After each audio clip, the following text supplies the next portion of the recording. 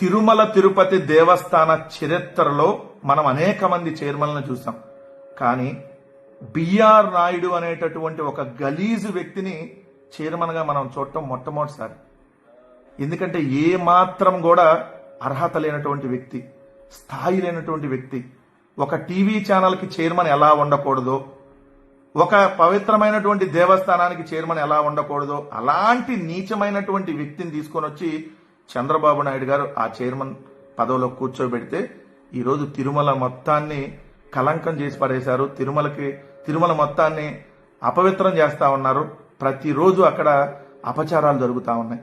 ఇతను చైర్మన్గా వచ్చినప్పటి నుంచి జరుగుతున్నటువంటి అనేక అపచారాలు.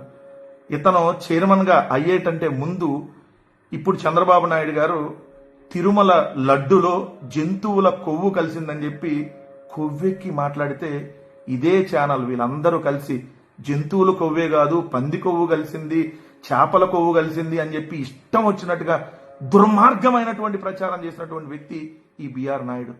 అర్ధరాత్రి బూతు బొమ్మలు, బూతు షోలు, సెక్సీ సాంగులతో మిడ్ నైట్ మసాలా నడిపేటటువంటి ఈ ఛానల్ వ్యక్తిని తీసుకొని వచ్చి పవిత్రమైనటువంటి స్థలం 140 కోట్ల హిందువుల ఆరాధ్య దైవం ఉన్నటువంటి ఆ తిరుమల వెంకన్న స్వామికి చైర్మన్గా నియమించడం అంటే ఇంతకంటే దారుణం ఇంకేమైనా ఉంటుందా?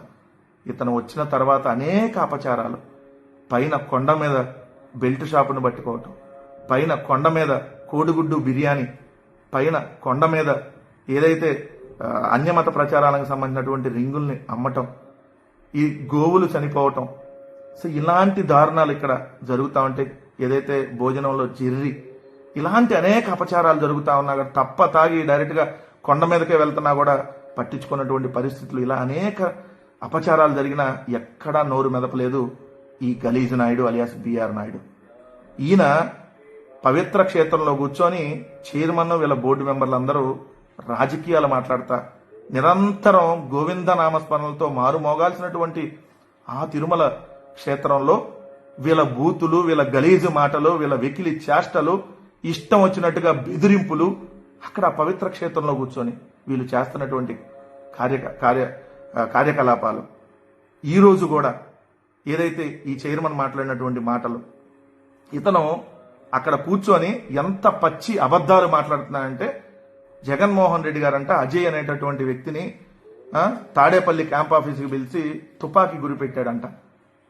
ఇలాంటి వ్యక్తి చైర్మన్గా ఉండడానికి అర్హుడా? ఇలాంటి మాటలు మాట్లాడేటువంటి వ్యక్తి దైవక్షేత్రంలో కూర్చొని, నేను అడుగుతా ఉన్నా, అదే తిరుమల వెంకన్న స్వామి మీద ఆ అజయ్ అనేటటువంటి వ్యక్తి నువ్వు ఇద్దరు కలిసి వెంకటేశ్వర స్వామి మీద ప్రమాణం చేసి ఇది జగన్మోహన్ రెడ్డి గారు ఇలా చేశారు అని చెప్పి చెప్తావా అని అడుగుతా ఉన్నా.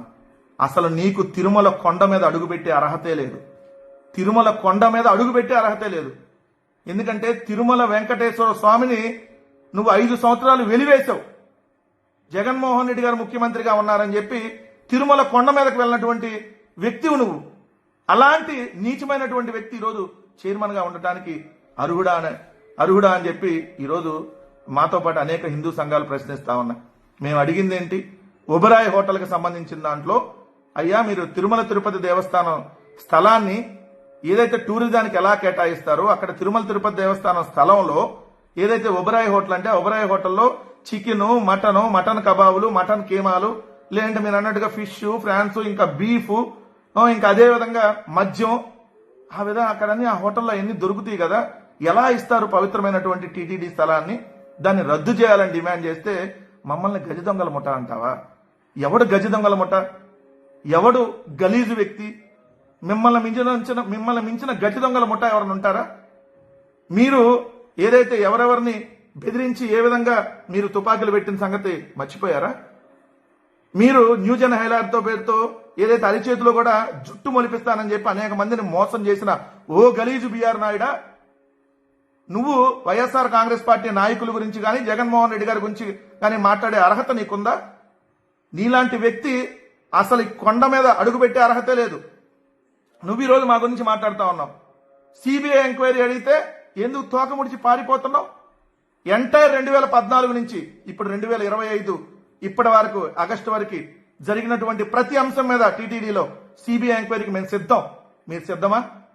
ఎందుకంటే మీ లెక్కల బొక్కలన్నీ బయటకు వస్తాయి కాబట్టి, మీరు దోచుకున్న సొమ్మంతా బయటకు వస్తాయి కాబట్టి టిక్కెట్ల ముసుగులో మీరు సాగిస్తున్నటువంటి దంద, జూబ్లీ హిల్స్ క్లబ్ వేదికగా మీ ఇద్దరు కొడుకుల్ని పెట్టుకొని ఉత్తర భారతదేశం దక్షిణ భారతదేశం అని చెప్పి చెరొకటి ఇద్దరికి డివైడ్ చేసి వివిఐపీల దర్శనాల పేరుతో మీరు సాగిస్తున్నటువంటి దంద, దాన్ని అడ్డం పెట్టుకొని మీరు చేస్తున్నటువంటి వ్యాపారం, దీని మీద సిబిఐ ఎంక్వైరీకి సిద్ధమా అని అడుగుతా ఉన్నాం. విఐపి టికెట్ల పేరుతో మీరు అమ్ముకుంటున్నటువంటి బ్లాక్ టికెట్ల దంద, ఎస్, దాని మీద చర్చకి కాదు, సిబిఐ ఎంక్వైరీకి నువ్వు సిద్ధమా? లేదంటే తిరుమల వెంకటేశ్వర స్వామి మీద నువ్వు ప్రమాణం చేసి మీ ఇద్దరు కొడుకుల్ని మీ కుటుంబం అంతా తీసుకొని వచ్చి ప్రమాణం చేసి తిరుమల ఏదైతే వెంకటేశ్వర స్వామిని అడ్డం పెట్టుకొని మేము ఎటువంటి వ్యాపారాలు చేయటం లేదు అని చెప్పి నువ్వు ప్రమాణానికి సిద్ధమా? మేము అడుగుతా ఉన్నాం. మేము ఏ తప్పు చేయలేదు కాబట్టి దేనికైనా మేము ఏ ఎంక్వైరీకైనా సిద్ధమని మేము అంటున్నాం. నువ్వు ఈరోజు మాట్లాడతా ఇష్టం వచ్చినట్టు నోటికి ఏదొస్తే అది అక్కడ పవిత్ర క్షేత్రంలో కూర్చొని ఇష్టం వచ్చినట్టుగా వెకిలి మాటలు, బెదిరింపులు, వార్నింగ్లు. నీ ఉడతూపులకి ఇక్కడ ఎవడో భయపడ్డు బిఆర్ నాయుడు. ఏదైతే నువ్వు చంద్రబాబు నాయుడు ఇద్దరు కలిసి, ఇద్దరు చిత్తూరు నాయుడు బ్రదర్స్ ఇద్దరు కలిసి తిరుమల దేవస్థానాన్ని పూర్తిగా అపవిత్రం చేసి పడేశారు. పూర్తిగా భ్రష్టు పట్టించేస్తా ఉన్నారు. తిరుమల పవిత్ర క్షేత్రంలో ఈరోజు మీరు మాట్లాడినటువంటి మీ బోర్డు మెంబర్ పనబాక లక్ష్మి మాట్లాడినటువంటి మాటలు, తిరుమల లడ్డు తీసుకుని వెళ్ళి ఢిల్లీలో ఇస్తే తిరుమల లడ్డు అంటే మేము తినం అని చెప్పి రిజెక్ట్ చేస్తున్నారని మాట్లాడినటువంటి మాటలు, ఇది ఎంత అవమానం దేవుడికి, ఇది ఎంత దారుణం. ఇటువంటి వ్యక్తులకి ఈరోజు మీకు అక్కడ చైర్మన్ గా కూర్చునే అర్హత ఉందా? 6గురిని చంపారా మీరు వచ్చిన తర్వాత? కనీసం మనిషిలాగా వ్యవహరించావు నువ్వు? మనిషిలాగా, మానవత్వం లేకుండా ఒక మృగంలాగా వ్యవహరించావు నువ్వు. 6గురు పోతే పోయారులే, పోయిన ప్రాణాలు మనం తీసుకొని వస్తావా? ఇది నువ్వు మాట్లాడినటువంటి మాటలు. నీకు ఈరోజు నువ్వు ఇష్టం వచ్చినట్టు అక్కడ కూర్చొని పేలుతున్నటువంటి ప్రేలాపనలు, పిచ్చి పిచ్చి వాగుడు ఎక్కడైనా ఆపే.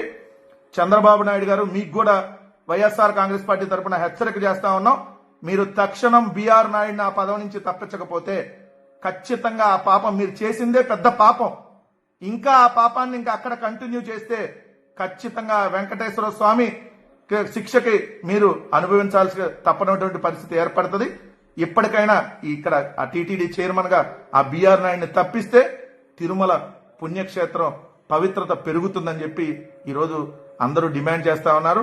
హిందూ సంఘాలు కూడా ఈరోజు ఖచ్చితంగా డిమాండ్ చేస్తా ఉన్నాయి. బిఆర్ నాయుడు అనేటటువంటి వ్యక్తి ఇక్కడి నుంచి పోతే, ఈ టీటీడీ చైర్మన్ పదవి నుంచి వైదొలిగితే అప్పుడు తిరుమల పవిత్రతని కాపాడేటటువంటి అవకాశం ఉంటుందని చెప్పి ఈరోజు ప్రతి ఒక్కళ్ళు మాట్లాడుతూ ఉన్నారు. కాబట్టి ఖచ్చితంగా ఆ విధంగా జరగాలని చెప్పి డిమాండ్ చేస్తా ఉన్నాం.